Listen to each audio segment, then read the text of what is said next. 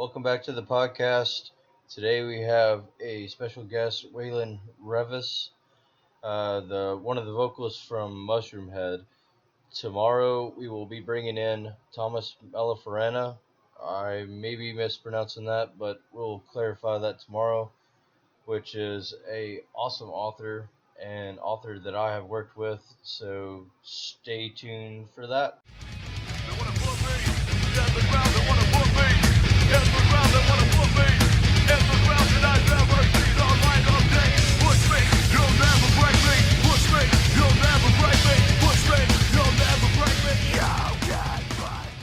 Welcome to the Unfleshed podcast, and we got a special guest for y'all today. This is Waylon Reavis.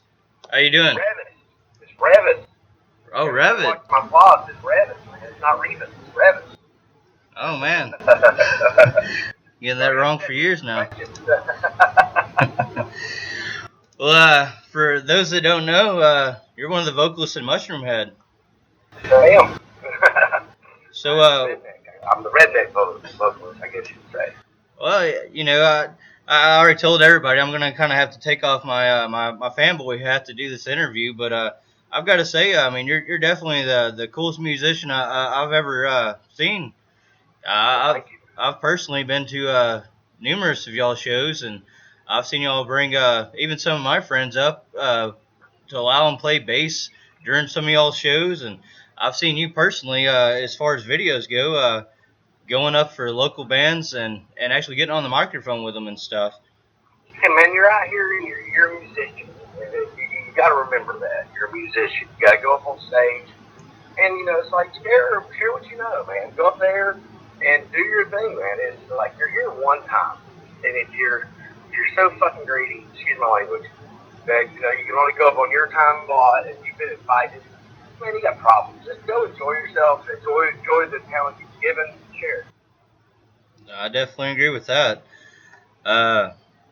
Well, on that note, you know what's behind I guess you call them vlogs, all your video updates. I think that's pretty cool. You definitely keep all your fans really in touch with what you do. Hey man, well, you know, it's like I take technology and I use it against itself. You know, it's like a lot of people get paid for that stuff, and it's like screw it, man. I'm nobody special. I'll just show you what's up, what I do, and I try to use it to get people off the internet. To be honest with you, I hate the net. I think it's the worst place in the world. Everybody's lost in it. It's a fake world, and I'm using it against itself. I definitely agree with that. I know way too many people have spent more hours on Facebook than living their real life. Yeah, you got to get out and you got to enjoy it, man. We're here one time. Enjoy it. Yeah, and I actually seen a post from you not too long ago.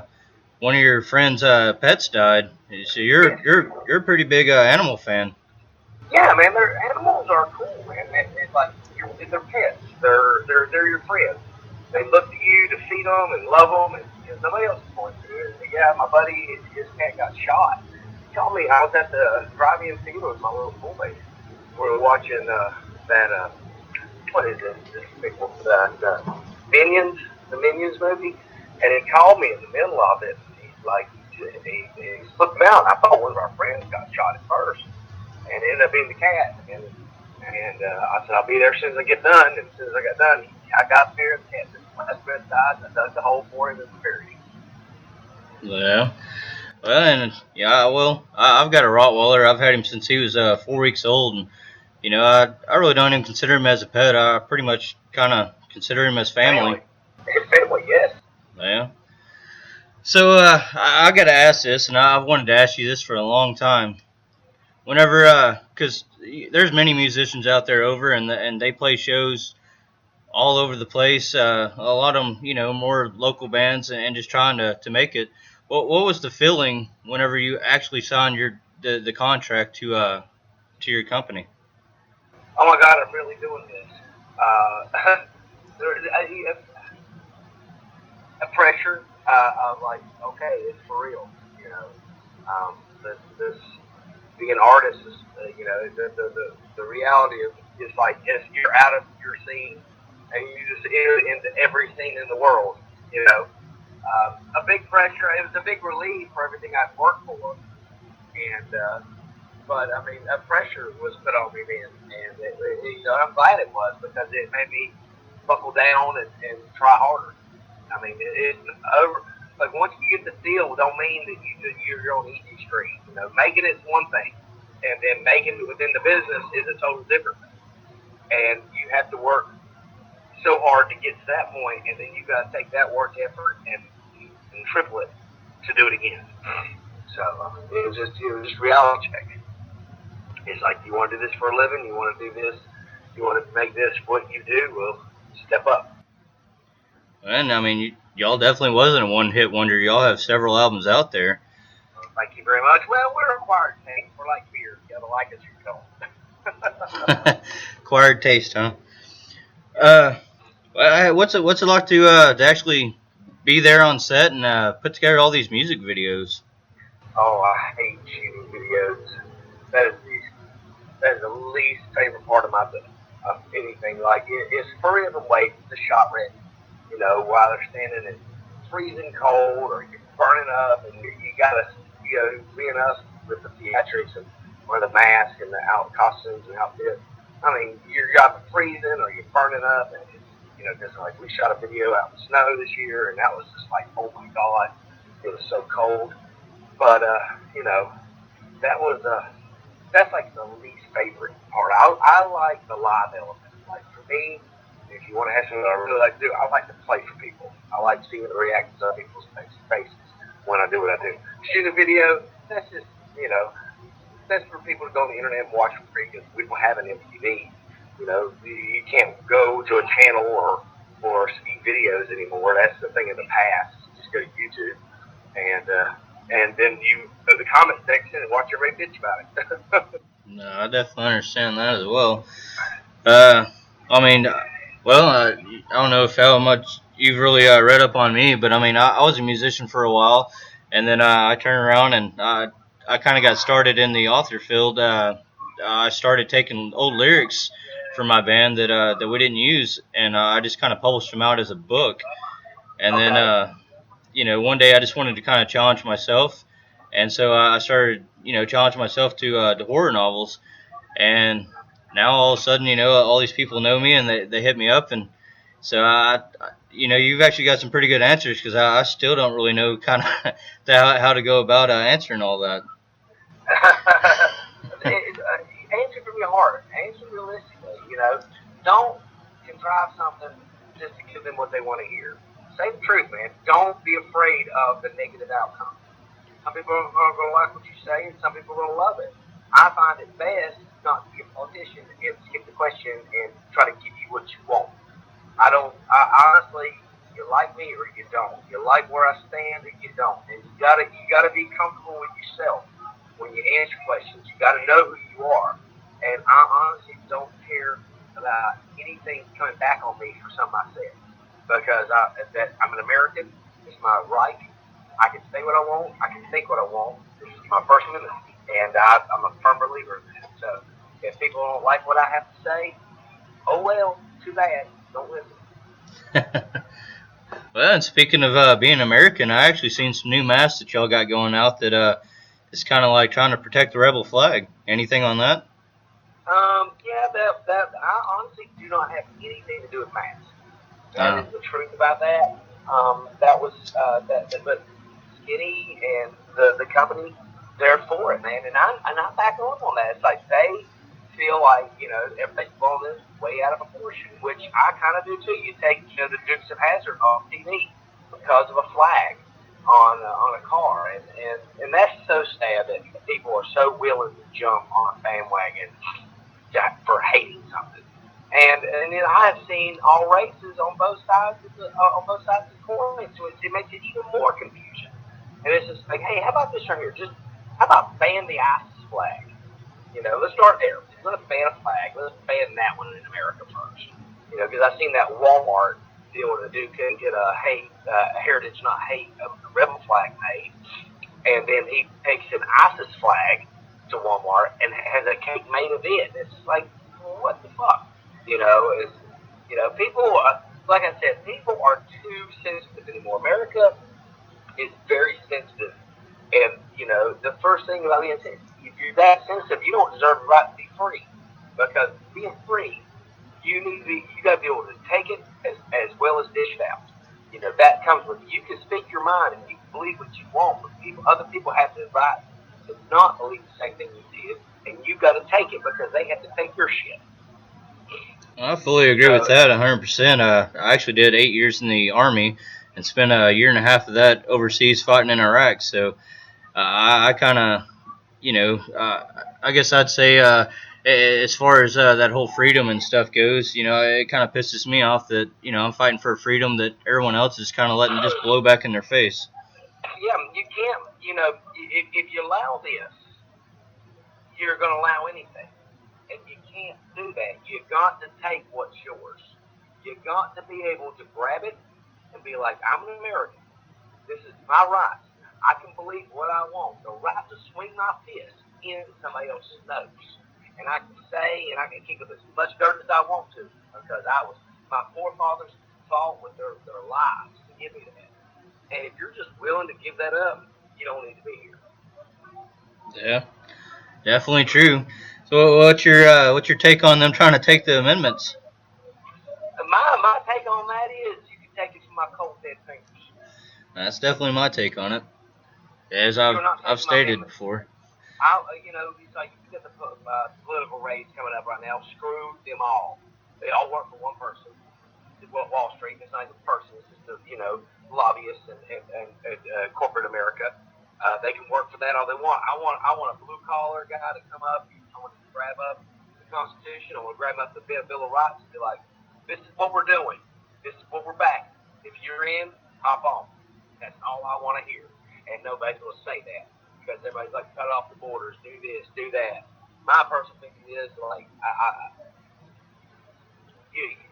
get all you actors out of damn Washington because none of you are doing anything to help anybody but yourself. They're not. You don't. They talk about change and how we're going to change this and change that, and they forget what true change is. True change can only come from one place, and that's yourself. You cannot change in this life. You are not able to change anything. Only thing you can change is you. And when people can understand that, this place will be a hell of a lot better.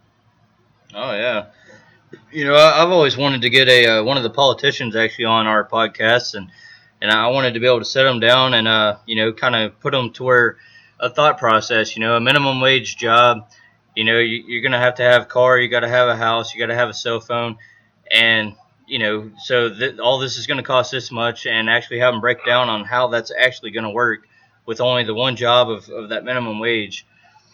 Oh, they'll tell you that a cell phone's a luxury and the car's a luxury, and there's public transportation for that. I mean, they'll avoid the question. You're never gonna you can never expect to get a straight answer out of a politician because they're crooked. They're all crooked. They're all like I don't care. It's like they can say one thing, but you can go down that line and find out mistakes they've made, the decisions they've made, money they've pocketed. Money. You want to find out who's in charge? Follow the money. And then you'll know who's in charge. That's simple, It's like money is the root of all evil, and the money is the root of all power. You got the money, you got the power. You got the money, you can do what you want. And politicians, you could never ask that question because they would tell you like, well, the cell phone's just that's a luxury, and you don't need a car because we have a great public transportation system here. And it would just be like, that's not the American dream, son. American dreams have some kids, house, car, retirement, being able to be done when you're 65, sit back on a beach, drink a margarita, fish, and die. And speaking of kids, you've actually got a son. He just started second grade, correct? Yes, I have 3 kids actually. I have Waylon Jr. He's 14. I have Pandora, who is 12, and I have Phoenix, who is 2. He's second grade. He's second. He's 7. He just went to second grade. Yeah. Did they actually get to come with you on tour quite a bit, or? Every once in a while. Waylon and Pandora, they're not really about this life. They live with my ex-wife down in Carolina, so I see them on the summers. Phoenix, he's got more of a grasp of all this, and then they do he totally just pops up and he takes my bunk over and I'm stuck sleeping on a couch for a couple of days. And it's like I love having him out, but at the same time I'm like, get out of my bed. Yeah, it makes for sore back sleeping elsewhere. Oh, it does, especially doing this ruckus. Well, and I have to say, I've stood up for y'all's band several times. I think that y'all are beyond awesome. I've actually seen y'all stop a show. Actually, if I'm not, I could be wrong, but if I remember correctly, at the last show that I seen y'all at, that was whenever y'all were playing with Psycho Stick and oh man, who else was there? It was Blue Felix and a bunch of other ones, and it was in Tyler, Texas. And y'all actually had one of my friends, Jim, come up on stage and play bass with y'all. But y'all actually stopped the show because there was some guy that actually roughed up some girl. Oh, I've done that on many occasions. That's just not right. Like, I'm not going to sit there and watch you just sit there and beat a girl's face in front of me. It's not right. It's not, I can understand tempers getting high and, sometimes grabbing somebody, but when you physically start manhandling and beating their face in, that is just wrong. That's so wrong on so many levels. It's like you need to be raised better than that. You need not think, it's like it's okay to strike a girl. Go strike yourself then. If go run your face into a wall. Because that probably feels about the same bout when you get a woman. Yeah. And then one day maybe you'll be lucky enough to hit somebody like Ronda Rousey and she'll beat your fucking ass. I was definitely looking forward to that Ronda Rousey and Mayweather fight, but I don't know if it's gonna happen. It's never gonna happen. They got that. What is that transgender lady that wants to fight Ronda? It's weird. This guy turns into a girl and he wants to fight Ronda. So it's like, okay. What gender was it? It's like, let's see what this is gonna go up. I was reading on the internet about it. It's like, oh, what? It's like, how could you even do that? Yeah. I actually heard that she's kind of going through the mix of doing some casts in some movies and stuff. Oh yeah, she did the Expendables with Arnold Schwarzenegger and the Expendables 3. I believe it was. They did that with. She was in it. She did good. Rhonda's good. I wish her the best of luck and everything. I like watching her fight. And it's like I wish anybody if they got the desire to get out here and do the entertainment business and do the athletic business, good luck. Good luck to you. Well, I know how hard it is out here to survive. And I actually seen a picture up before we started this show to where you started working out. Yes. I'm working. I've been working out for years, but now I'm actually working out with I'm working out with Reggie Hodges from. He's the punt returner for the Browns, and I'm working out pro athletes. And you can think, you're tough and you're strong, and then when you work out with somebody who has been to the game and been to the promised land when it comes to their sport and been on the big stage, you are a weak ass person. Let me tell you, the guys will make you puke. They're inhuman. It's unbelievable how strong they are. And he pushes me every day. I'm on the phone with them, and they want to. They think I'm a little monster, and that they're going to have something great out of me. But I love having them because they really push me to the limits. Like they make me puke. They work me so hard. Oh yeah. Well, you on tour right now, or? Yes, I'm out. I'm actually in Amityville, New York right now. As we speak, I'm sitting outside the back door of the club. Oh well, hell yeah. But what's the probably all-time favorite band that you've actually got to play with? Corn. And actually got to see pictures of you on stage with Head. Yes, I got to sing with Corn. That was awesome. That was in Dallas, Texas, and I got to do someone with them, and that was like the inner 16-year-old in my body got to do that, and I was just so proud. And it's like that was like guys I watched coming up, learning how to do what to do, to actually be invited to come sing. Words can't describe how much I meant to me. Nothing I've done in this industry will top that. Yeah, that was actually at Mayhem. Yes. Mayhem last year. Yeah, I was pissed off. I actually was gonna go to that show, and then I got called out, and I ended up having to do a book signing tour, so I missed it. Oh, I'm sorry. But I guess I definitely got to see some videos and stuff from it. I had many friends from here that actually went, and got to hang out and stuff. So how was your head-to-head tour? Head to head, I've not hooked up with Head PE yet. That's we meet up with them tomorrow, I do believe. We've already been out. This is our second show on this tour. We had a show, 2 days off, and then back to tonight's the first show. So this is show number 2, and then tomorrow in Rochester we hook up with Head PE. So No. I can answer the question tomorrow. Well, I mean, well, I used to hang out at Clicks Live a lot in Tyler, Texas, and Yes. I was thinking that y'all did a head-to-head tour a few years back. Yes. We have. I like, well, they're good friends, you know. But when you get out here, it's like they're your friends and everything. But like this, you get out here and you want to have fun, but at the end of the day, man, you're here trying to put money in your pocket so you can go home and take care of your family. So as far as that goes, it's like I love touring with bands, but I mean it's as selfish as you can. I'm here trying to support my family. It's like I love playing with people and I love meeting people, fans, and other bands. But when it comes to my art, I'm out here trying to support my family. That's the end goal for me. So I don't really look at anything else besides that. I think that's my father in me coming out. It's like my job is to entertain and bring home bread to feed my family and put a roof over their head. So when it comes to anything beyond that, I don't care. I've got to that point in my life. It's not a social status for me. It's not a how cool am I. It's it's like I got big boy problems and I got responsibilities I got to uphold. And how was it meeting Psycho Stick? Psycho Stick, they're funny. They're good boys. Like I said, like when you're out here, you let everybody do their thing.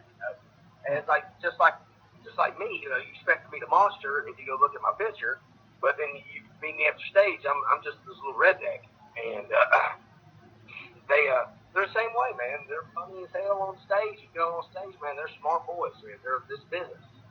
Yeah, I followed them for quite a while. I can't remember what the first song I heard from was. It was I want to say something about a sandwich or something. But anyways, it took me a little bit to take them serious, and then I started listening to them, and they jam out pretty hard. But they do, man. And that's the thing. It's like it takes a little bit to take them serious. Yeah. So what's one band that you haven't got to play with, but you just really would like to for your career was done? Tool. Tool? Yeah, they're definitely an oldie and goodie. Tool or Rammstein. Yeah. I love Rammstein. Yeah, like I don't give a shit what they're saying in their lyrics. It's German and it sounds awesome to me.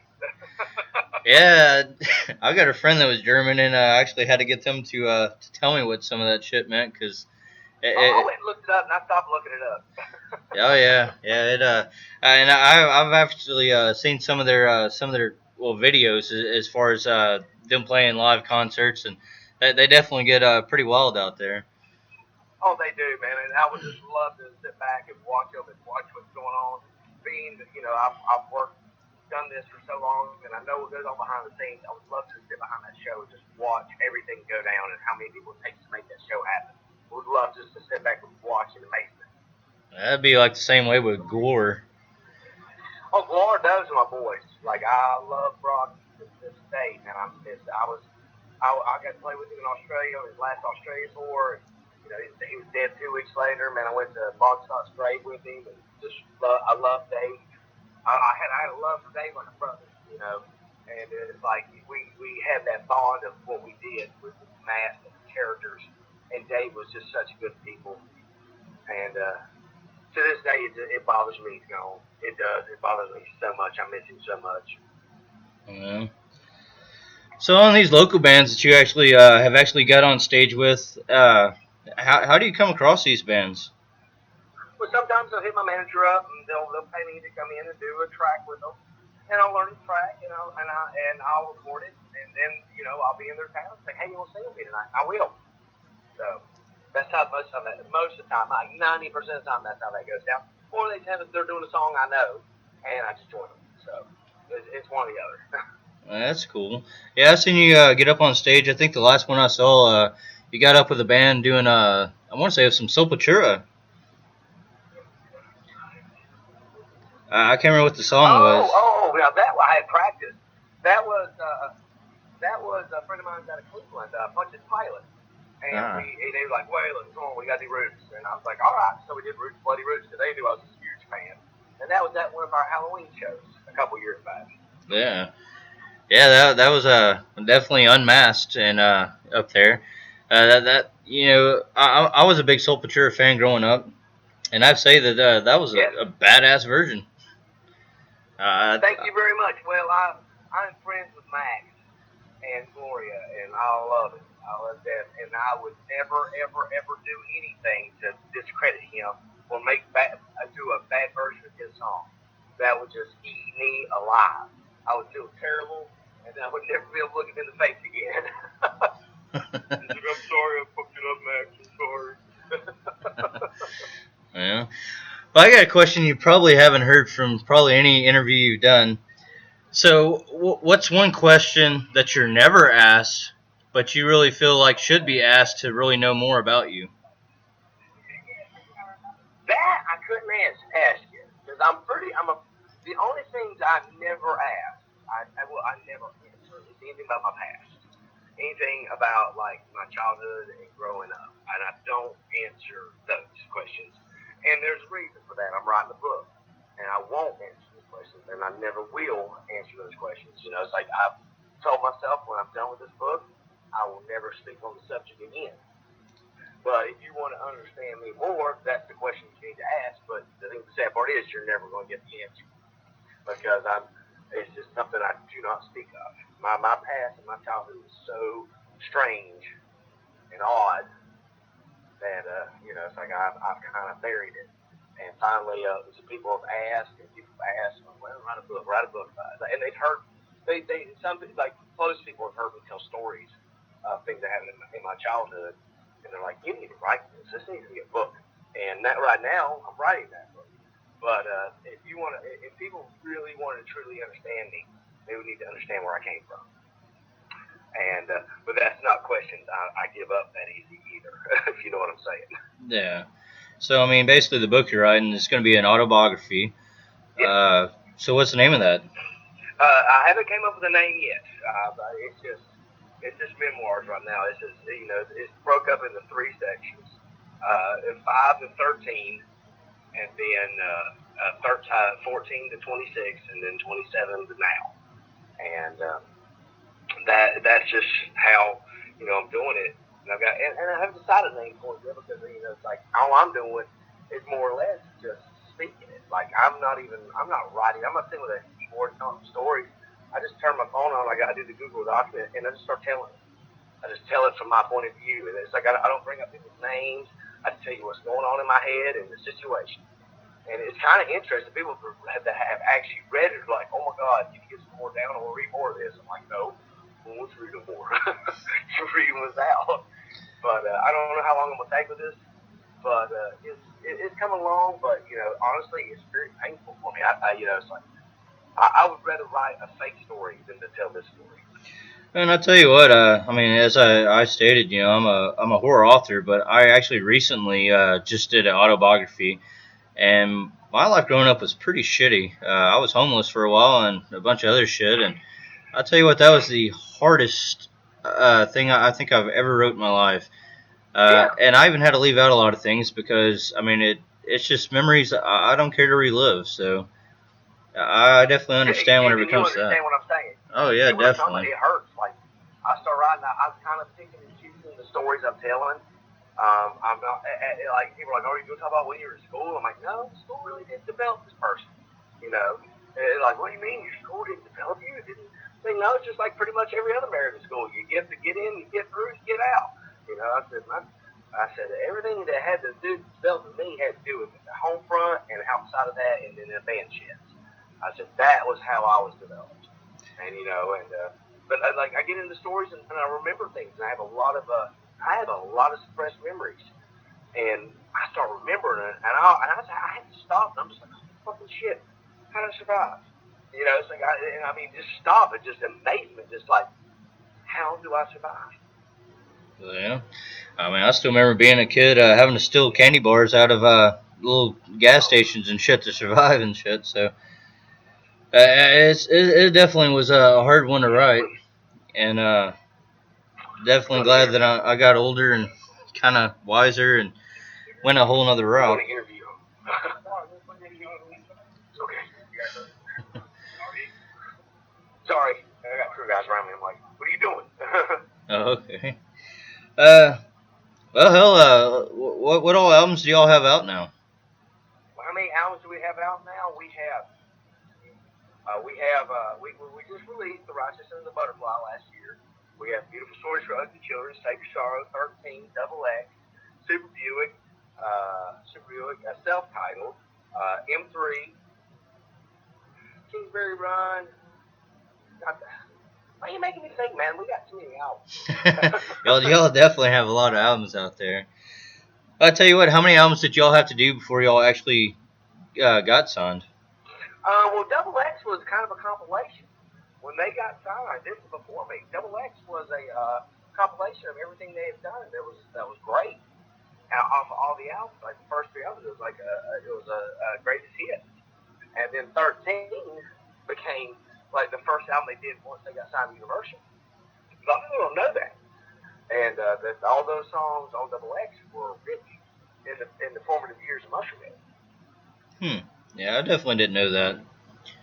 So, do y'all ever, I guess, have problems getting compared to like Slipknot or anything like that? Who cares?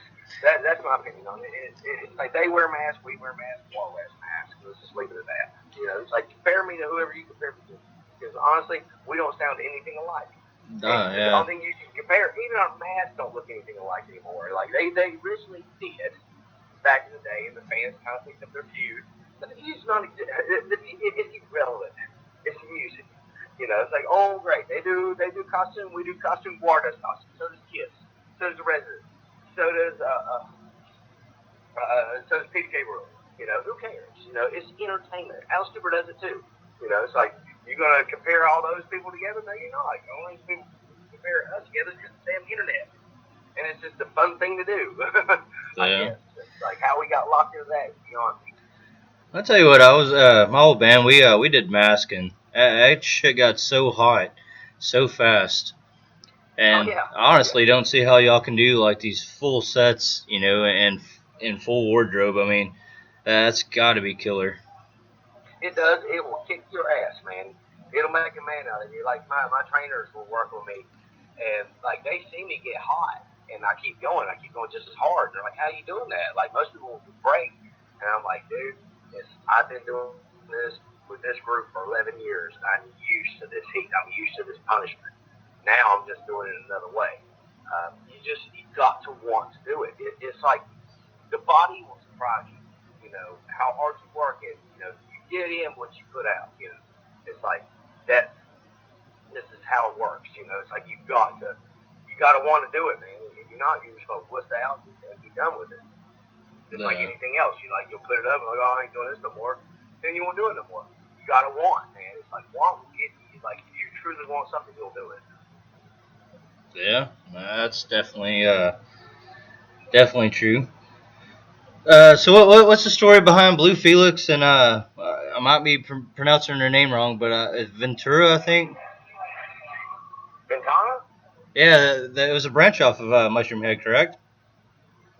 Yeah, Ventana's Stitch, and that's his group. And honestly, I couldn't answer that question. I have no idea what you're talking about. Like I know Ventana does his own thing, and I'm friends with Blue Felix. And they do their own thing, and I just kind of stay out of it. I just do like you said, I do my blog, and I keep the fans entertained with what I'm doing. So I really don't put my nose in everybody else's business. Yeah.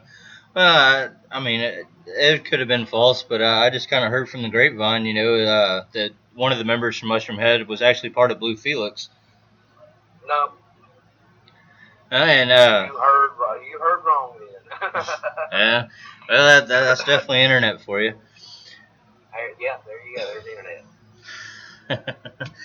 So, what all tours that do y'all have going on for this year? Is it just the one, or? We got another one planned for October, our Halloween run, which is always. And then I don't know about November, December yet, so yeah, I'll have to wait and see what my schedule, what my manager throws down the pipeline at me. It's like I'm pretty much just a singer, and they tell me to go where I go. Yeah. Like I go where I'm wanted. I don't go where I'm not wanted. I hear that. So you like I guess more of the festivals, or are you like more of the pretty much just y'all's tours? I love doing festivals. If you say you don't like doing festivals, you're a damn liar. Going up in front of 40,000 people every day is just nothing beats that. So. All right, well, what's your favorite festival you've done so far? I love the Mayhem Festival a lot, but I would have to say Soundwave in Australia was my favorite. Yeah. So yeah, y'all have actually toured pretty much around the whole globe. Yes, we have. And out of all those, Australia's your favorite? Yeah, I love Australia. Australia's an amazing place to be. Just beautiful people, beautiful weather. Every animal can kill you. How much more could you ask? I always pictured Australia to be like really hot. It is. It was very hot, but it was wonderful, man. I love Australia.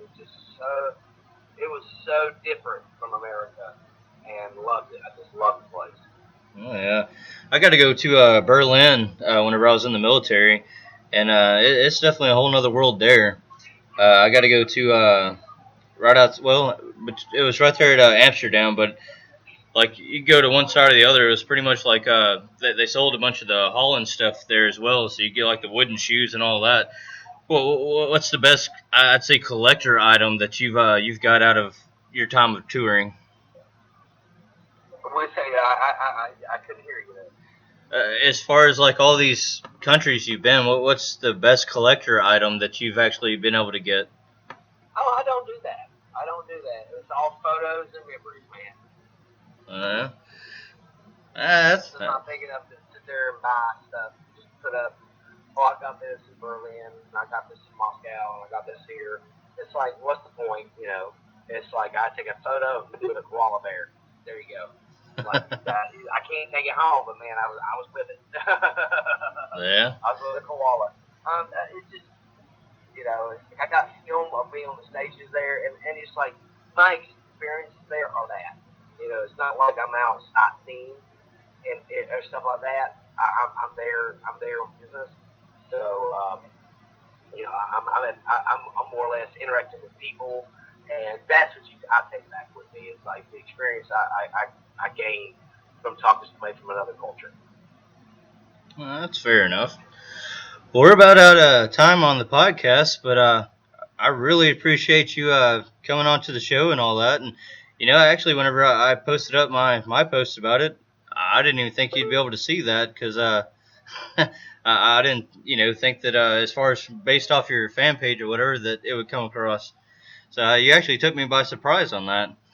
Well, I appreciate it. Well, I run it. That's the thing. It's like if everybody thinks I'm not looking and I'm not liking, you say something interesting enough, you'll get my attention.